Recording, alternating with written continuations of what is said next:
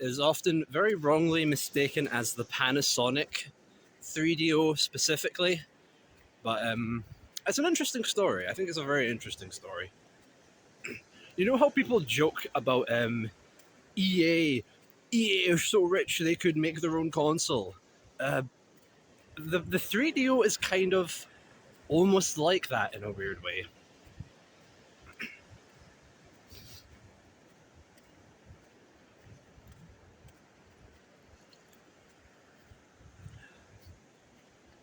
There was a guy who was pretty high up in EA, like chief executive, I think.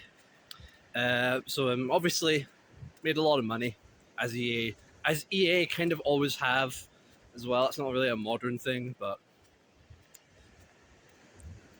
well, this EA executive thought, well, I like money. I have a lot of money, but you know what would be good? You know what would be good? More money. Um, so he left EA and he founded the 3DO company. And the goal of the 3DO was kind of to make publishing games as profitable as possible. And it was kind of an experiment. It was kind of a weird business experiment because and it's the sort of thing you cannot do now. You could have only done in that wild west of the industry that was the early 90s, you know? So what the 3DO company did is they designed the hardware and they'd then get other companies to make that hardware for them. Panasonic being the main one, being the biggest one, who made like the launch model and everything. But there was Gold Star as well. I don't know what Gold Star do besides the 3DO. Do they make like microwaves and TVs, I think? There's also Sanyo, I think, who also do TVs. There's a lot of TV companies. Excuse me. Very, very reminiscent of like first generation Pong consoles. So every TV company in the world, no matter how small you were, you had a Pong console. It was great.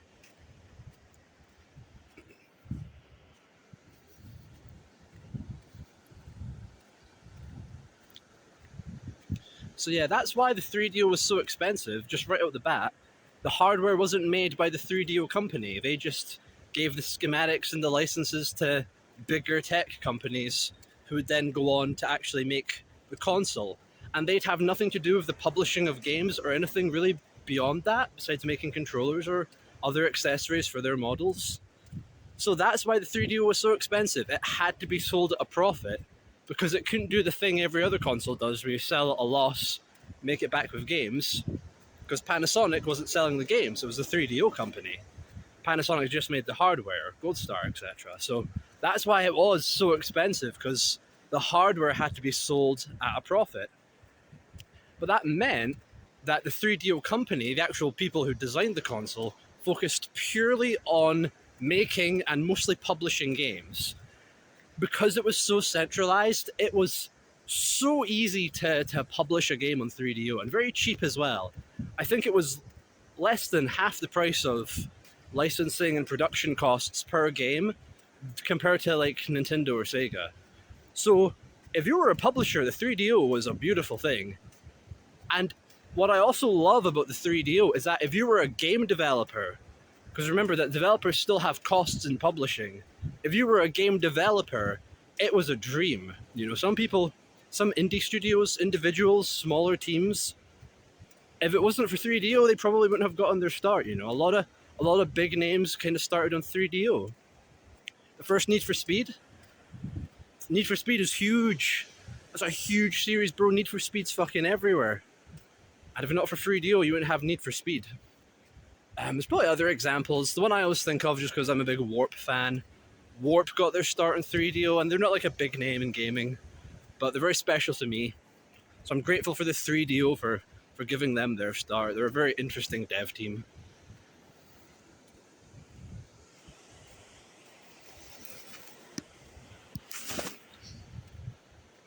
And now, naturally, with his connections, EA actually published quite a lot for the 3DO. Need for Speed, mainly. A lot of other random things, though. EA kind of had a weird renaissance period on the 3DO. They developed quite a few other exclusives for it, which are very cool. Now, the 3DO company themselves made games, I believe. Anything that has 3DO in the name, like Studio 3DO or Club 3DO, they develop their own games in-house as well. So publisher and developer kind of thing, because you might as well do both when you have your own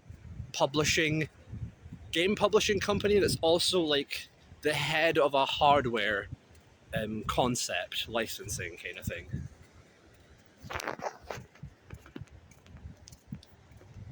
It was just the price point. The price point is why the 3DO fucks. Like,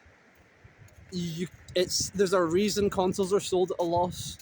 You kind of have to, else no one really wants to buy your machine. It's going to be too expensive. At that point, you're paying for like a high-end PC, and if you're paying that much money, then you'd probably just be buying a high-end PC kind of thing,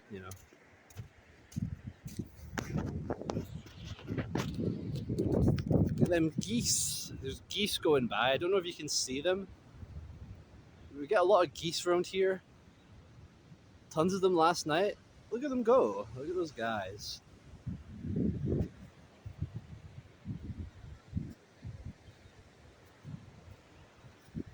Yeah, I come here because no one else goes this far up this beach. And sure, it's scenic and it's beautiful and you get to be in nature. But I get to talk really loudly about the 3DO without embarrassing myself in front of everyone. And that's why I come here personally.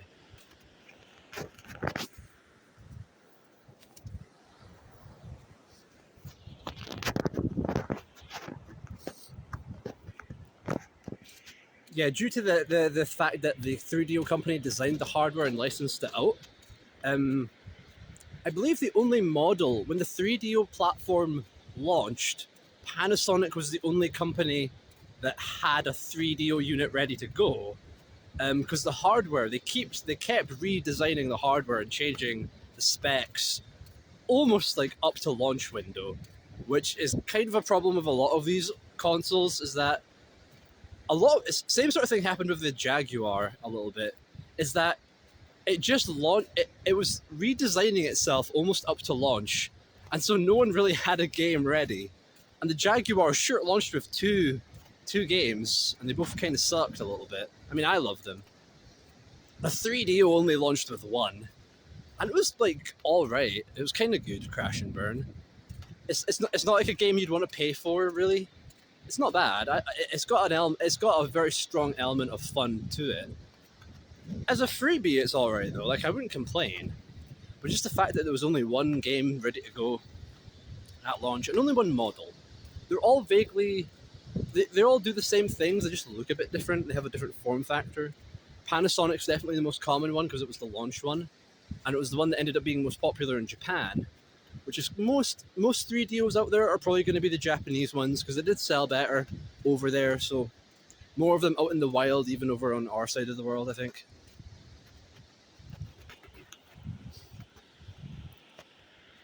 But yeah, the 3DO just it wasn't going to work. I love it though because I think of all the consoles from that era, of all the ones that tried to be the big dog of the industry. I mean, PS1 did that because Sony waited so long. They had their hardware down, they had it finalized, and they had games ready at launch. And they picked the perfect time, with Nintendo being gone, no one else being the top dog, Sega kind of fumbling. They had like the perfect opportunity where it was like, right there, we'll put the PS1 out there. It was the perfect time. It was a good price. There's so many good reasons why the PS1 came to dominate everything, and as much as I despise that fact of life, they did play pretty well. And I mention this because I feel like, maybe not on a business level, but on a level at least of games, the 3DO is, of all the quote-unquote failure, who cares? Of all the apparently quote unquote failure consoles of that era, The 3DO, I think, is the one that got the closest to being that PS1, to actually getting it right. Because its 3D is impressive. I mean, like, there's a lot of 3D that the 3DO can render at once, funnily enough.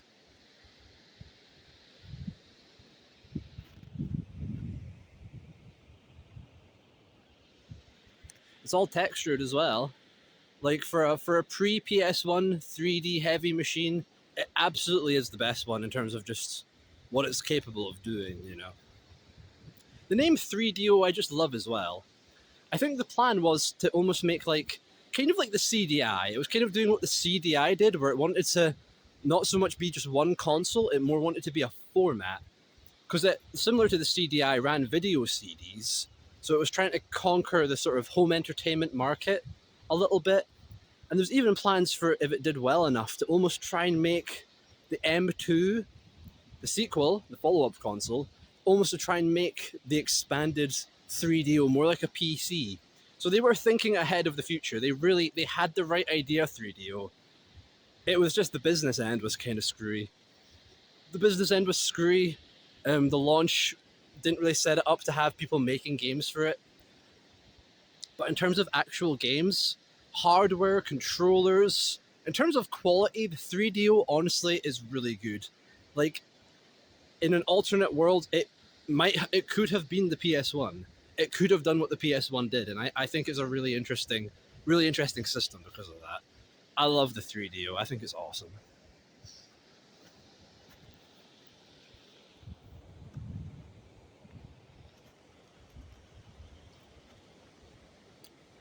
This is like the worst.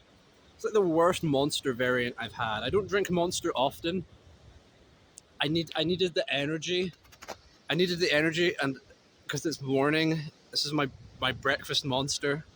I don't usually like to have Monster at any time of the day, let alone for breakfast. But I just kind of didn't really have a choice. It is what is it? It's an Ultra Fantasy Ruby Red. It's kind of sandy. It just tastes like Ribena, like really boring fruit juice. Can you focus camera? Fuck it, never mind. It sucks. Monster, step up your fucking game. This is shite. This is awful. It's boring.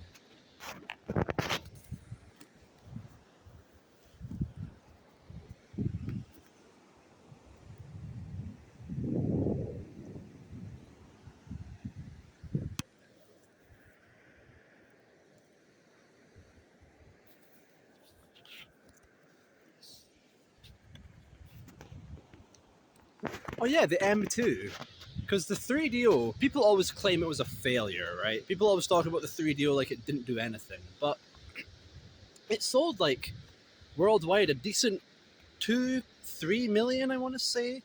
Maybe I'm getting that wrong, but it wasn't like a complete failure. Nowhere near as bad as a Jaguar or a CDI. Like it shifted units. There was interest, you know. There was a fan base for 3DO, and it was a bit bigger than people usually paint it to be. It was successful enough. I mean, they were planning a second console, the M2, right? It's so cool looking. There's like screenshots of the console. There's like demos, like D2. I fucking love D, and D2 I adore. I so want to see just the cutscenes or just whatever was made of D2 and M2. Weird combo of words there. I want to see that original build of D2 so badly because I fucking love Warp. That'd be so awesome to see. It looked an interesting piece of hardware. The M2 looked like sort of weaker than Dreamcast, but not quite N64. Kind of like there was like a line of Namco or Konami arcade games around that time that sort of had a power level that was visually similar to like an N64 Dreamcast between. And it would have been awesome. The more weird consoles you have, the better, right? So it would have been very awesome if the M2 actually became a thing. But all the prototype footage of games for it is interesting. It's fascinating, the M2. And there was plans like Doom on 3DO. They assumed that when the M2 came out, they could just put Doom on M2, and with the extra power, it would run a bit better. You know, it'd run at like maybe 20 frames or something that wasn't like the, I don't know, like 8 frames a second. What was Doom on 3DO running like? So M2 plans were kicking around for a while, since around the time Doom launched on 3DO, which I want to say was like in '95. I'm gonna guess most 3DO games seem to have come out in '95. I don't know. I don't know if there was like a drought in like the first 2 years, but most 3DO games I've played seem to say '95 for some reason. So like right before PS1 kind of thing. Yeah. So yeah, the M2, it was almost a thing. So you can't really say the 3DO was a failure. It sold about, I think, the sales were equivalent to that of the Mega CD, the Sega CD. And that thing, again, that thing is not a failure. That thing did pretty good. It turned a profit. And so the 3DO, I assume, also turned a profit. It just wasn't enough to keep going. And I don't think the hardware manufacturers maybe felt it was worth it as well. I'm not sure, to be honest. I'm not a businessman. Do I look like I know what the fuck I'm talking about? Business shit. I'm telling you about the 3DO while I get lost on a fucking beach. Bruh, I don't know what I'm talking about.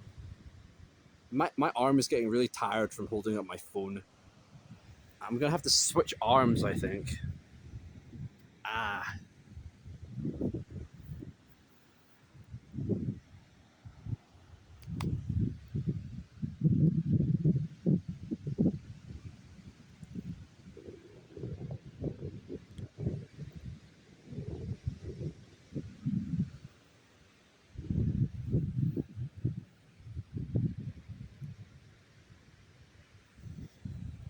I think there might have been plans. Excuse me. All right, I'm gonna start. I'm gonna start returning now to land, to human civilization. I think it's been long enough out here.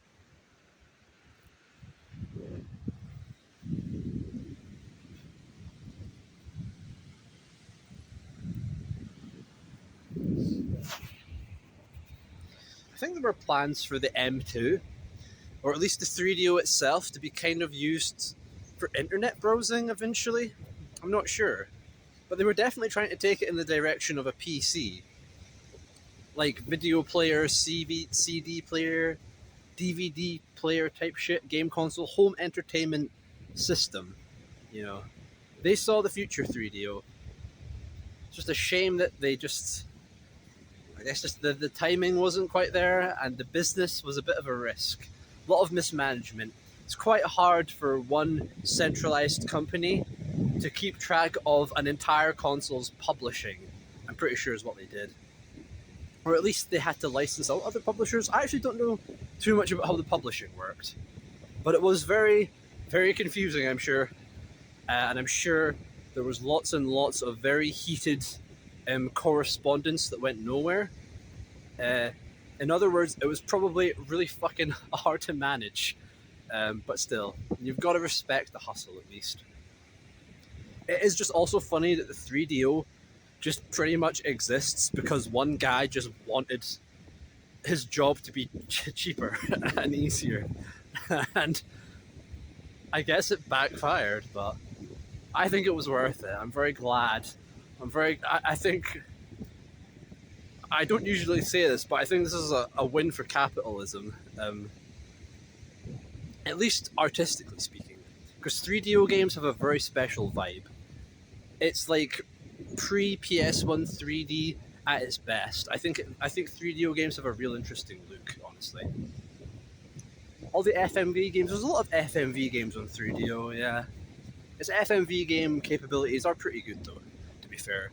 Probably a lot better than everything else that came out before PS1. I wouldn't even be surprised if it could render videos more than the PS1, because the PS1 didn't have video CD capability, from what I'm aware, at all.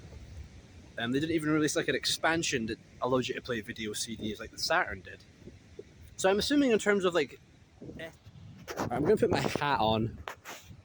I need a hat. I'm fucking. My ears are getting really cold. I'm gonna put you in my pocket. A new video file has started for some reason. I'm gonna hope it carries on while I fuck around with my pockets and shit.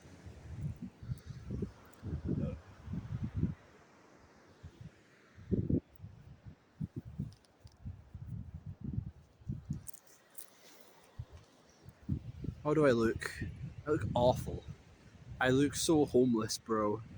Oh, okay, it's fine. It's fine. I don't give a shit.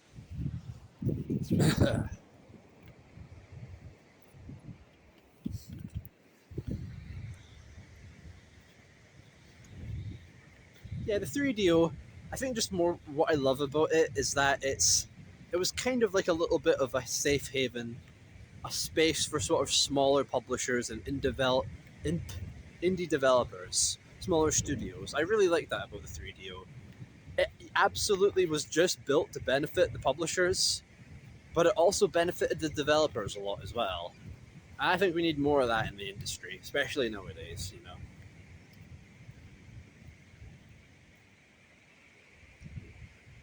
I don't own any 3DO physical games, but despite it just being discs that came in jewel cases, they also had really fucking huge boxes. They're like really tall and really awkward to fit on most shelves apparently, which I just think is funny.